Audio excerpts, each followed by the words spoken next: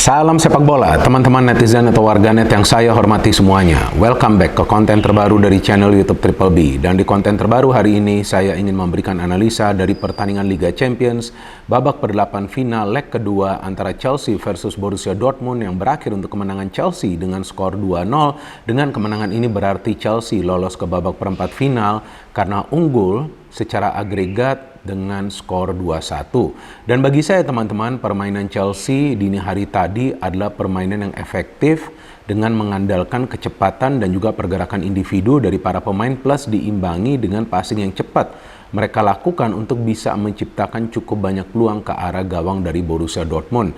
Memang dari segi permainan Chelsea tidak bermain kreatif. Tapi kan kepentingan bagi Chelsea di pertandingan ini adalah untuk bisa mencetak minimal 2 gol dan juga mencegah Borussia Dortmund mencetak banyak gol agar pertandingan bisa diselesaikan dalam tempo 90 menit supaya Chelsea bisa lolos ke babak selanjutnya. Dan itulah yang dilakukan oleh para pemain Chelsea secara sempurna. Dan memang salah satu kesulitan dari Chelsea musim ini teman-teman, selain dalam urusan bermain kreatif adalah dalam urusan mencetak gol. Karena sebelum pertandingan ini, dalam 5 pertandingan sebelumnya, Chelsea hanya bisa mencetak 2 gol dan meraih hanya 1 kali kemenangan. 2 gol tersebut dicetak oleh Joao Felix dan kemudian oleh Fofana di kemenangan Chelsea lawan Leeds. Maka itu bukan saja Graham Potter yang sebetulnya mengalami kesulitan ini. Sebelumnya juga ketika Thomas Tuchel melatih Chelsea, kesulitan Chelsea adalah dalam urusan mencetak gol.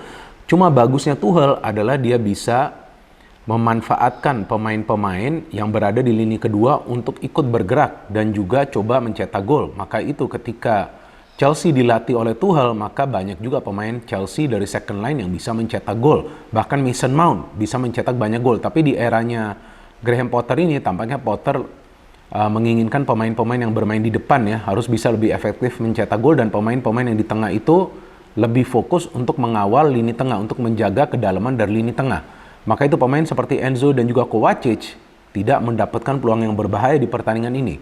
Mereka lebih fokus untuk melakukan pressing di tengah dan juga mengalirkan bola secara cepat ke salah satu pemain yang bermain di depan. Kan ada 3 pemain yang bermain di depan. Raheem Sterling, Joao Felix, dan juga Kai Havertz. Maka itu ketika Enzo dapat bola atau ketika Kovacic dapat bola, mereka akan cepat memberikan bola ke salah satu pemain tersebut. Sedangkan jika 2 wingback menguasai bola, mereka akan cepat melakukan pergerakan ke depan dan yang akan mereka berikan adalah crossing ke dalam kotak penalti pertahanan Borussia Dortmund. Dari lineup nih teman-teman yang menarik, Graham Potter melakukan 4 perubahan di lineup, yakni Fofana, Cucurella, Kovacic, dan juga siapa ya satu lagi ya, saya sampai lupa nih. Tunggu saya ingat nih. Siapa? Saya sampai lupa sebentar ya. Karena kan kemarin malam. Nah, ini dia.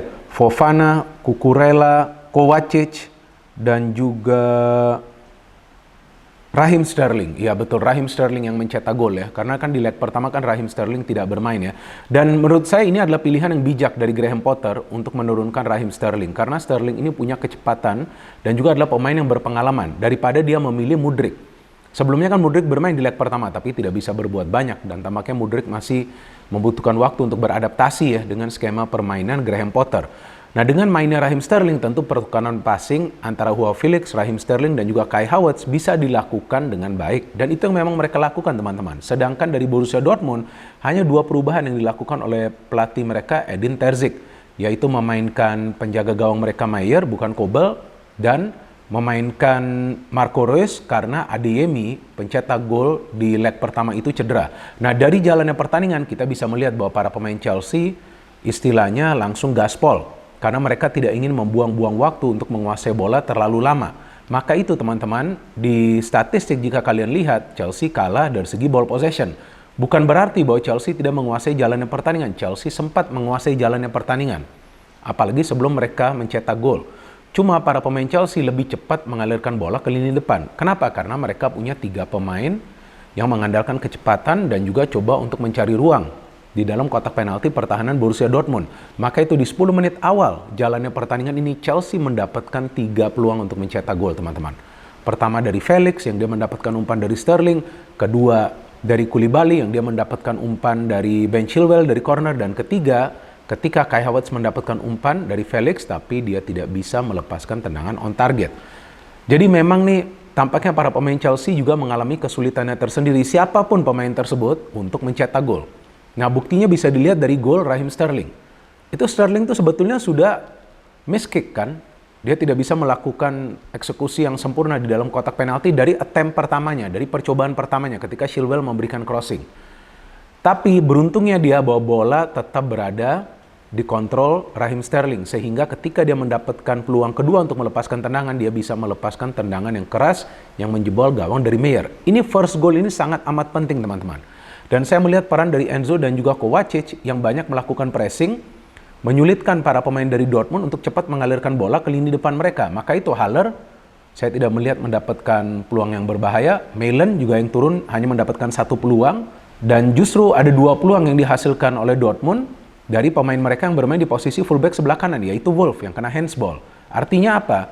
Memang nih lini tengah dari Chelsea ini cukup baik untuk mengantisipasi serangan yang coba dibangun oleh para pemain Dortmund.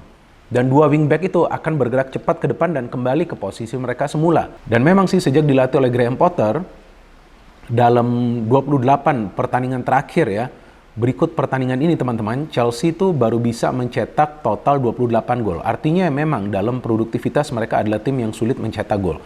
Tapi saya pikir perlahan-lahan akan membaik pada saat memang para pemain sudah bisa melakukan finishing yang sempurna. Karena ini kembali kepada para pemain, mereka bisa finishing atau enggak. Bahkan tuh ada 1 peluang dari Koulibaly yang saya ingat tuh free kick dari Chilwell. Seharusnya tuh dia tinggal tap-in, tapi justru terkena kaki belakang dia. Sial banget dia.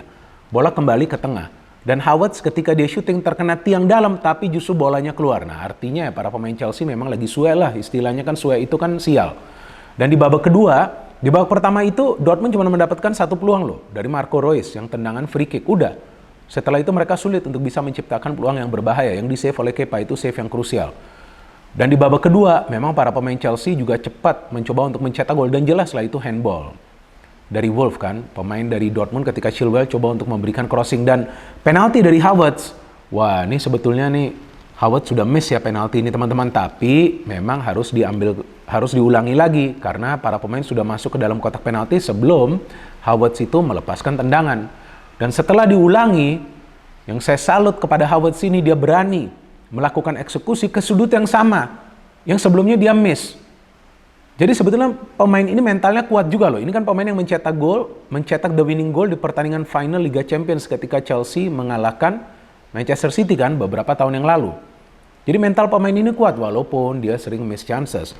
Dan dia bisa mengeksekusi penalti yang dia ambil untuk kedua kalinya dengan sempurna untuk membawa Chelsea unggul dengan skor 2-0. Dan memang Borussia Dortmund mendapatkan banyak peluang di babak kedua, tapi itu setelah Chelsea unggul dengan skor 2-0. Kenapa? Karena Chelsea saya lihat memilih untuk bertahan. Jadi tampaknya Graham Potter meminta para pemain mereka pokoknya bertahan, jangan sampai kebobolan 1 gol pun. Karena kalau sampai kebobolan 1 gol, pertandingan akan dilanjutkan sampai ke extra time, mungkin adu penalti, dan seandainya Dortmund mencetak 1 gol, bisa juga para pemain mereka confidence-nya naik dan coba untuk mencetak gol kedua yang tentu bisa menggagalkan Chelsea lolos ke babak selanjutnya. Dan memang kita bisa melihat bahwa ketika Graham Potter melakukan serangkaian pergantian pemain, memang tampak Graham Potter ingin melakukan penyegaran agar para pemain Chelsea tidak kalah dari segi tenaga. Karena para pemain Dortmund memang terlihat bermain agresif. Dan salah satu kepintaran dari Graham Potter untuk memilih Raheem Sterling, Felix, dan Havertz bermain dari awal dan mengandalkan umpan-umpan pendek atau umpan terobosan adalah karena Dortmund bermain dengan 2 duet center back yang punya postur tubuh yang tinggi dan juga besar, yaitu Schlotterbeck dan juga Schüle. Jadi cara untuk bisa menyulitkan mereka adalah dengan mengandalkan umpan-umpan terobosan, dan itu dilakukan oleh para pemain Chelsea dengan baik. Dan memang seperti yang saya katakan tadi, bahwa permainan dari Chelsea gak kreatif, tapi ya siapa yang peduli dengan permainan kreatif, yang penting kan bisa meraih kemenangan dengan bermain secara efektif. Jadi ini adalah 2 kemenangan berturut-turut bagi Chelsea yang perlu memang mereka raih, apalagi jika Graham Potter masih ingin melatih Chelsea ya. Karena yang saya baca beritanya nih sebelumnya nih teman-teman, nggak tahu nih rumor atau enggak, bahwa seandainya Chelsea tidak menang lawan Leeds dan tidak menang lawan Dortmund, maka kemungkinan besar Graham Potter itu akan dipecat. Tapi karena dia berhasil membawa Chelsea meraih kemenangan lawan Leeds, kemudian berhasil membawa Chelsea lolos ke babak perempat final, walaupun ya tentu sulit lah bagi Chelsea untuk terus lolos ya di Liga Champions jika finishing para pemain mereka nggak bisa lebih efektif lagi. Karena sebetulnya Chelsea ini bisa saja menang dengan skor 4 atau 5-0 lah, seandainya tuh Felix, Havertz, dan juga Sterling bahkan mendapatkan peluang ya. Selain juga Sterling mencetak gol tuh bisa mengeksekusi peluang-peluang tersebut. Tapi jika mereka tidak bisa melakukan finishing yang sempurna, feeling saya mereka akan tersingkir di babak perempat final. Jadi kuncinya dari Chelsea ketika pertahanan mereka ini sudah solid, karena dalam 2 pertandingan terakhir mereka clean sheet. Dan sebetulnya sejak dilatih oleh Graham Potter mereka gak banyak kemasukan gol, tapi urusan dalam mencetak gol itu harus mereka benahi. Nah, jadi jika mereka bisa benahi itu, maka saya pikir bukan tidak mungkin Chelsea akan bisa lolos juga nanti dari babak perempat final. Tapi juga tentu tergantung lawannya siapa. Kalau ketemu Bayern Munchen, Madrid, ataupun Manchester City, ya tentu akan lebih sulit untuk lolos. Jadi ini saya jadi ingat eranya Ole ya, ketika melatih Manchester United.